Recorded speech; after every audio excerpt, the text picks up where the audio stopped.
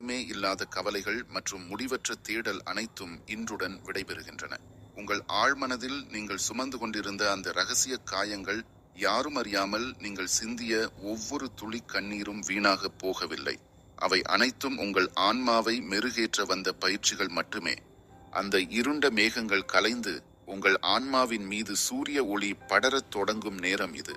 நீங்கள் சுமந்து கொண்டிருந்த அந்த பாரமான சிலுவைகள், மற்றவர்களின் எதிர்பார்ப்புகள் எனும் சுமைகள், மற்றவர்களுக்காக வாழ்ந்த அந்த போலியான முகமூடிகள் இப்போது இறக்கி வைக்கப்பட வேண்டிய நேரம் வந்துவிட்டது. இதுவரை நீங்கள் கற்பனை செய்யாத ஒரு பிரம்மாண்டமான ஒளிமயமான வெற்றிகள் நிறைந்த புதிய அத்தியாயம் இப்போதே இந்த நொடியே உங்களை ஆட்கொள்ளத் தொடங்குகிறது.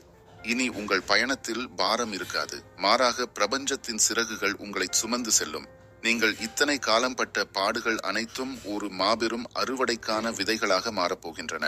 நீங்கள் எப்போதுமே மற்றவர்களிடமிருந்து உங்களை அந்நியப்பட்டு உணர்ந்திருப்பீர்கள்.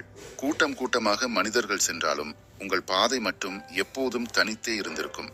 அந்த தனிமை உங்களுக்கு ஒரு சுமையாக, ஒரு தீராத வலியாக தெரிந்திருக்கலாம். நான் ஏன் இவர்களோடு பொருந்தவில்லை?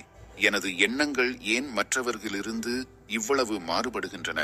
எனக்கான உலகம் இதுதானா என்ற கேள்விகள் உங்கள் தூக்கத்தை பலமுறை கலைத்திருக்கலாம்.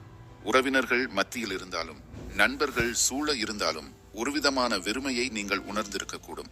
இந்த உலகம் உங்களை புரிந்து கொள்ளவில்லை என்ற கோபம் உங்களுக்குள் இருக்கலாம். ஆனால் இன்று அந்த ரகசியம் உடைக்கப்படும் நேரம் வந்துவிட்டது. நீங்கள் தனித்து விடப்படவில்லை.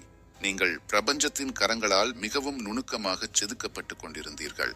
ஒரு சிற்பி ஒரு சாதாரண கல்லை எடுத்து அதிலுள்ள தேவையற்ற பகுதிகளை ஒளியால் செதுக்கி ஒரு சிலையாக மாற்றும் போது அந்த கல்லுக்கு நிச்சயமாக வலிக்கும்.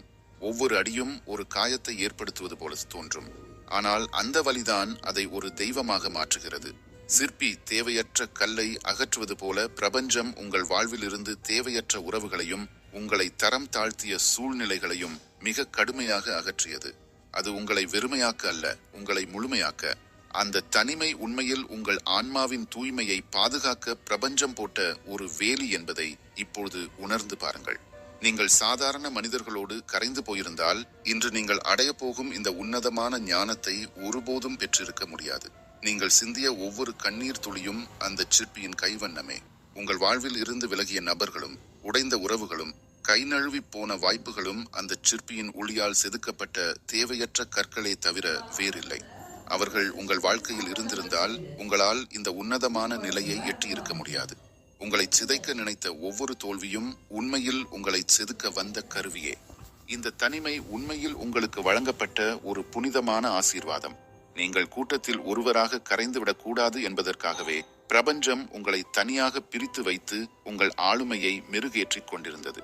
ஒரு வைரம் அதன் ஜொலிப்பை பெறுவதற்கு முன்னால் பூமிக்கு அடியில் கடும் அழுத்தத்தையும் வெப்பத்தையும் சந்திக்க வேண்டும். அந்த அழுத்தம்தான் அதன் கார்பன் அணுக்களை வைரமாக மாற்றுகிறது. நீங்கள் சந்தித்த அந்த தனிமையும் அழுத்தமும் உங்களை வைரமாக மாற்றவே பயன்பட்டன.